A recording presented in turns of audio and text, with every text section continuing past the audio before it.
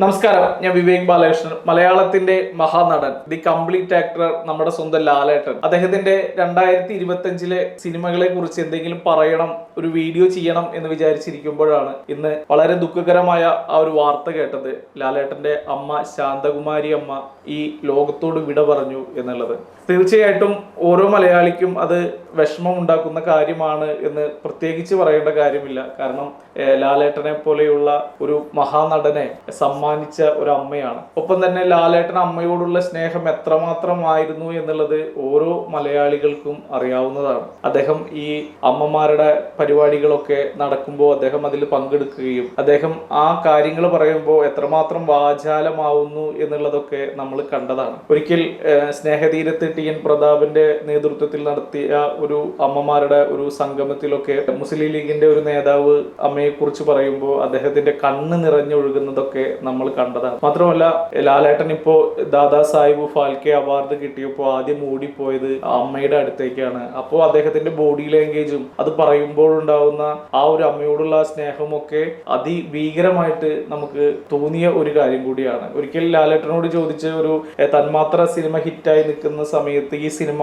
അമ്മ കണ്ടോ എന്ന് ചോദിച്ചപ്പോൾ ലാലേട്ടൻ പറഞ്ഞത് ഇല്ല, ഞാനത് അമ്മയെ കാണിച്ചിട്ടില്ല എന്നുള്ളതാണ്. കാരണം ആ ഒരു കഥാപാത്രം അമ്മയ്ക്ക് താങ്ങാൻ പറ്റാത്ത രീതിയിലുള്ളതാണ്. എസ്പെഷ്യലി ലാലേട്ടൻ അഭിനയിക്കുമ്പോൾ ആ കഥാപാത്രം എത്രമാത്രം ഒരു അഭിനയമല്ല, ജീവിതമാണ് എന്ന് തോന്നുന്ന രീതിയിലാണ് ബ്ലിസിയുടെ തന്മാത്രയിൽ ലാലേട്ടൻ ചെയ്തു വെച്ചിരിക്കുന്നത്. അപ്പൊ ആ ഒരു കഥാപാത്രം ഒരു മകൻ മരണപ്പെടുന്ന ഒരു കഥാപാത്രത്തെ ചെയ്യുന്നു. അത് അവർ എത്രമാത്രം അവർക്ക് വേദന ഉണ്ടാക്കും എന്നുള്ളത് മനസ്സിലാവുന്നത് കൊണ്ട് തന്നെ അവർ ആ സിനിമ കാണണ്ട എന്നാണ് ഞാൻ കരുതുന്നത്. അതുകൊണ്ട് തന്നെ അവരെ ആ സിനിമ കാണിപ്പിച്ചിട്ടില്ല എന്നൊക്കെ പറയുണ്ടായി. അപ്പോൾ ഒരു മകനെ എത്രമാത്രമാണ് സ്നേഹിക്കുന്നത്, അല്ലെങ്കിൽ ഒരു മകൻ അമ്മയെ എത്രമാത്രമാണ് സ്നേഹിക്കുന്നത് എന്നൊക്കെ ലാലേട്ടന്റെ പല വാക്കുകളായിട്ട് നമ്മൾ കേട്ടിട്ടുണ്ട്. ഒരുപാട് കാലമായിട്ട് ലാലേട്ടന്റെ അമ്മ പക്ഷാഘാതം പിടിച്ച് കിടപ്പിലായിരുന്നു. അവര് കൊച്ചിയിലായിരുന്നു അവര് ഇത്രയും നാള് താമസിക്കുന്നുണ്ടായിരുന്നത്.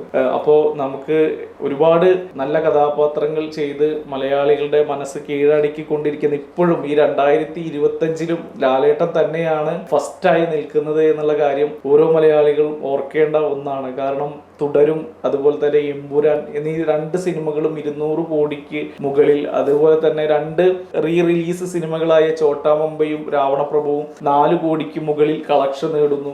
കണ്ണപ്പ എന്ന് പറയുന്ന ഒരു സിനിമ അത്രയും വലിയ ഒരു പെർഫോമൻസ് കാഴ്ചവെച്ചില്ലെങ്കിൽ പോലും 44 കോടിയോളം അത് നേടി. അതുപോലെ തന്നെ ബബ്ബപ്പ എന്ന് പറയുന്ന സിനിമയിൽ അദ്ദേഹത്തിന്റെ പ്രസൻസ് കൊണ്ട് മാത്രം കളക്ഷൻ കൂടിയ ഒരു സിനിമയാണ്. അങ്ങനെ എന്താ പറയാ, ലാലേട്ടൻ ഇപ്പോഴും നിറഞ്ഞു നിൽക്കുന്നു. അതിന്റെ ഏറ്റവും വലിയ ലാലേട്ടന്റെ ഊർജമായി പ്രവർത്തിച്ചിരുന്നത്, ഏത് സ്ഥലങ്ങളിലും പോയി കഴിഞ്ഞാലും അവിടെ അമ്മയുണ്ട് ഒരു വിളിക്കപ്പുറത്ത് എന്ന് തോന്നിക്കുന്ന ആ ഒരു ധൈര്യം ലാലേട്ടനെ ഒരുപാട് സഹായിച്ചിട്ടുണ്ട്. അത് നമ്മൾക്ക് ഒരുപാട് കഥാപാത്രങ്ങളിലൂടെ പ്രതിഫലിച്ചിട്ടുണ്ട് എന്നുള്ളതൊക്കെയാണ് ഒരു ലാലേട്ടനോട് സ്നേഹമുള്ള ഒരു സാധാരണ പ്രേക്ഷകൻ എന്നുള്ള നിലയ്ക്ക് എനിക്ക് തോന്നിയിട്ടുള്ളത്. ഇനിയും വരും വർഷങ്ങളിലും ലാലേട്ടന്റെ ഗംഭീരമായ സിനിമകൾ, ദൃശ്യം 3 പോലെയുള്ള സിനിമകൾ ഇറങ്ങാനിരിക്കുന്നുണ്ട്. അത് തീർച്ചയായിട്ടും വൻ ഹിറ്റുകളാവട്ടെ.